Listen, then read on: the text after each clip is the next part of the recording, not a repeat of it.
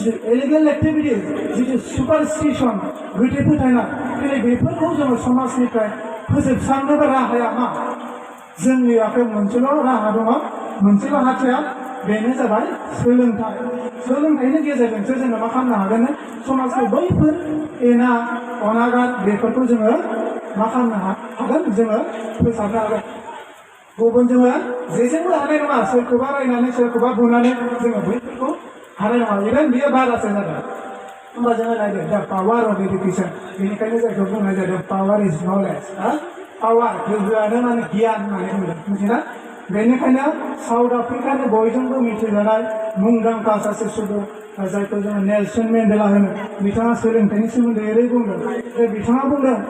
Education इज द most powerful weapon which you can change the world जों मिथिगौ दिनैनि लाइमोनानो गाबोननि समाज बेंगिरि खारन जोङो दिनैनि लाइमोनखौ जोङो दिनै मोजां सोलोंथाइ होनो हाबासो जोङो फैबाय थानाय समाव जोंनि समाजखौ जोंनि हादरखौ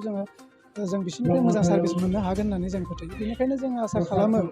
दिनैनि समाव जोंनि बर' लाइमोनफोरा दिनै सोलोंथाइ लानायाव गोसो होनांगौ मानोना जों मिथियो सोलोंथाइयानो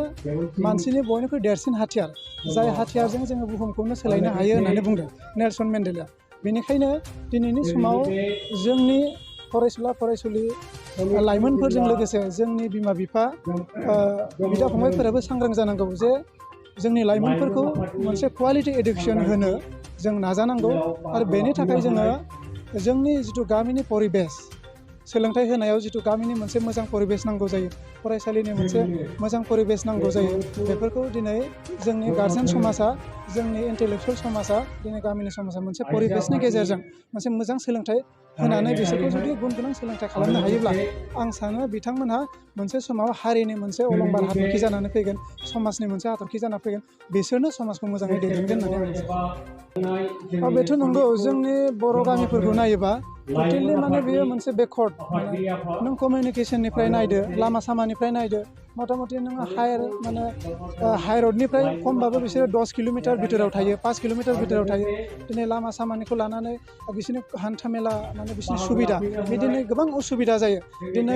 दिनै नैबे हाबाफारिनिफ्रायनो दिनै बिश्वनाथाव कलेज फरायहैनाय गथ'फ्रा गोबां माने उसुबिदा जायो बेनिफ्राय बिसोरो मोजां लामासिम ओंखारलांनो खमबाबो बिसोरो 5 किल'मिटार ओंखारलांनो गोनां जायो बेयाव जोंहा माखासे फरायसुला फरायसुलिफ्रा मा जायो साफ्रोमबो फरायसुला फरायसुलिफ्रा मा जायो बेफोरबायदि माखासे कमिउनिकेसन मोजां नङैनि थाखायनो दिनै फरायनायखौ ड्रप आउट खालामनो गोनां जादों माखासे हान्थामेला सुबिदा नङैनि थाखायनो दिनै फरायनायखौ दोनथ'नो गोनां जादों बेनिखायनो आं सानो जे जोङो जोंनि बर' गामिफ्राथ' जिहेतु बेकवर्ड एरियायावखा अब्लाबो जोङो बेफोरखौ नेवसिनानैब्लाबो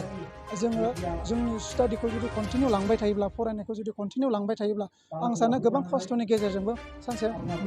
नङा सानसे मोजां फिथाइ मोनगोनखौ आं आसा खालामो खारन जोंबो बेबायदिनो गोबां माने बेकवर्ड एरियानिफ्राय फैनाय जोंनियावबो मोनसे समाव लामानि खुनु सुबिदा गैयामोन गारि मटरनि खुनु सुबिदा गैयामोन मोनसे समाव जोंबो जेब्ला कलेज फरायदोंमोन जोंबो 15 किल'मिटार्स माने गाज्रि लामानि गेजेरजों साइकेल सालायनानै जोंबो स्टाडि खालामनानै फैनो हादों आरो बेबायदि खस्थ' खालाम जोंबो दिनै नैबे मोनसे पर्यायाव सफैनो हादों बेनिखायनो आं सानो जों आल्टिमेट मोनसेल' लामाया बेनो खना गफायाव थानाय फरायसाफ्रा खस्थ' जोङो खालामनांगोन जों सहायनांगोन अब्लानो आं सानो नोंसोरो खस्थ' खालामनानै फरायबाय था नोंसोरो सानसे नङा सानसे माने बेसेबां जिउआव आं जाफुंसारगोनखौ आं मिथियो दा गिबियावनो बे जोंनि लाइमोनफ्रा दिनैनि समाव एन्टि ससियेल कारापसन बेफोरजों माने सोमोन्दो जानानै दङ बा एन्टि ससियेल एक्टिभिटिस जेरैबायदि नोङो ड्राग्स जानाय जेरैबायदि माने फेग्रा मुवा जानाय जेरैबायदि माने गाज्रि खामानिफोरजों लोब्बा जानानै दं आं बेखौ सानो गिबियाव बे मोनसे सिटुवेसनखौ जोङो कन्ट्रल खालामनो थाखाय गिबियाव जोंनि माखासे गार्जेनफोरानो माने सांग्रां जानो नांगोन मानोना नैबे लाइमोन समा माने ओरैबायदि माने बेयाव मानसिनि देहानि माने जौगासारनाय सोमजियो मानसिनि मेलेमनि गासिबो जौगासारनाय सोमजियो बे समाव बिथांमोना माखासे गाज्रि लामाजों थांनो नागिरो बे समाव जोङो बिथांमोनखौ जोङो नोजोर होनो हानांगोन गिबियाव जोङो न'निफ्रायनो नोजोर होनो हानांगोन बिनि उनाव गामिनि परिबेसखौ जोङो दानानै लानो हानांगोन गामिनि माखासे दैदेनगिरिफोरनि गेजेराव मोनसे मोजां परिबेस दायोबा मोनसे मोजां थि नियम खान्थिनि गेजेरजों जों बिथांमोनखौ जुदि कन्ट्रल खालामोबासो आं बेखौ हागोन होननानै सानो नङाबा खिन्थु दिनैनि जिथु बे लाइमोनफोरनि एन्टि माने कारापसन ससाइटिनि माने एगेन्स्टआव माने बिसोरो माने माबा खालामो बे खिन्थु बारानिफ्राय बारा जानो हमदों नङाबा जोंहा जेबो अल्टारनेटिभ डिसिसन गैया बेनि थाखाय जों गावनो सांग्रां जानांगोन जोंनि समाजा सांग्रां जानांगोन जोंनि गामिनि जेसेबांखिनि दैदेनगिरि बिथांमोन दं बिथांमोना सांग्रां जानांगोन अब्लासो जोङो बिथांमोनखौ मा खालामनो हागोन जोङो खिन्थु मा खालामनो हागोन बिसोरखौ जोङो मोजां लामाजों लाबोनो हागोन नङाबा खिन्थु गोब्राब दङ दिनैनि समाव निउस पर्टेलनिसिम साबायखर थाबाय दिनैनि बे समाव बाहागो लाफैनायनि थाखाय आरो बेजों लोगोसेनो दिनै जोङो दुलाराय ब्रह्म धोरोम आफादनि जोनोम सान एबा गायसन सान बे सानखौ जों बोसोरे 1 सेप्तेम्बर खालि जों मानिनाय जायो बा फालिनाय जायो बेखौ मिरु नाङै एबा जिल्ला आन्चलिक गासिबो आफादफ्रानो बे खालारखौ बयबो गाजा गोमजायै मानियो दा बेजों लोगोसेनो दिनै बिश्वनाथ आन्चलिक ब्रह्म धोरोम आफादा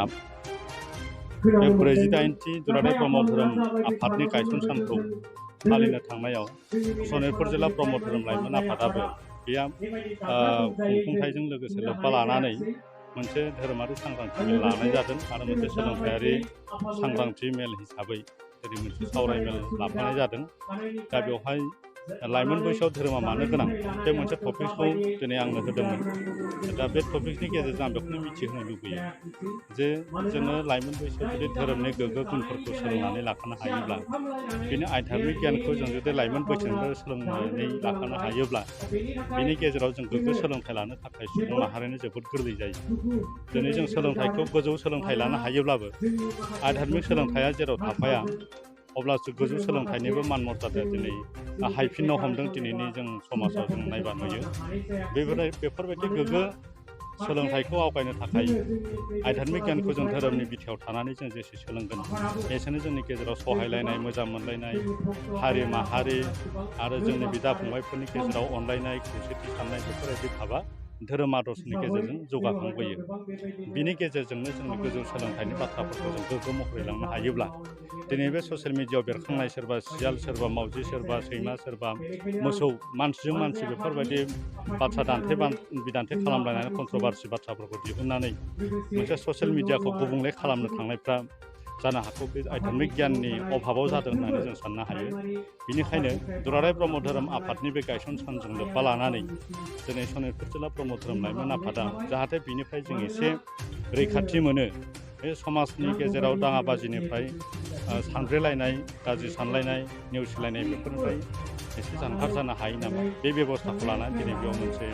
सावरायमेलनि आयदा लाफानानै सावरायनाय जादों बेवहाय दिनै बे ओनसोलनि बा बिश्वनाथ आन्चलिकनि सिङाव थानाय जेसेबांखि ब्रह्म धोरोमारि आइ आफाफोर दङ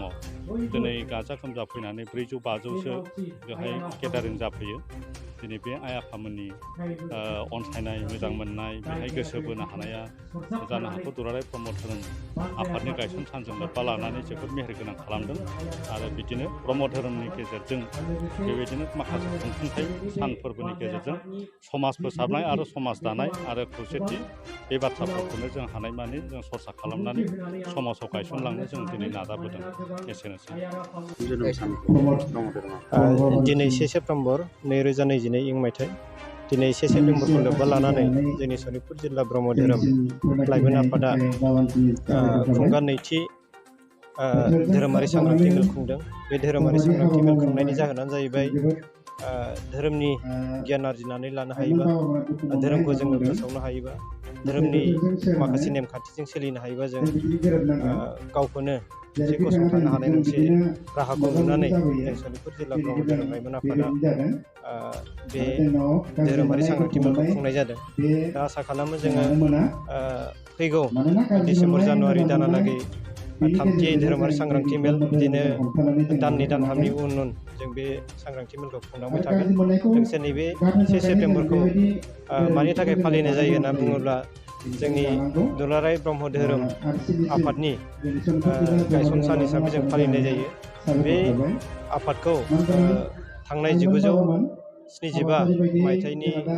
सेप्तेम्बर खालि गायसननाय जादोंमोन बै साननिफ्रायनो फालिबोयै दिनै 48 बोसोराव आगान सुरबाय बे हिसाबै बे 1 सेप्तेम्बर सानखौ जोङो गायसन सान हिसाबै फालिनाय जायो।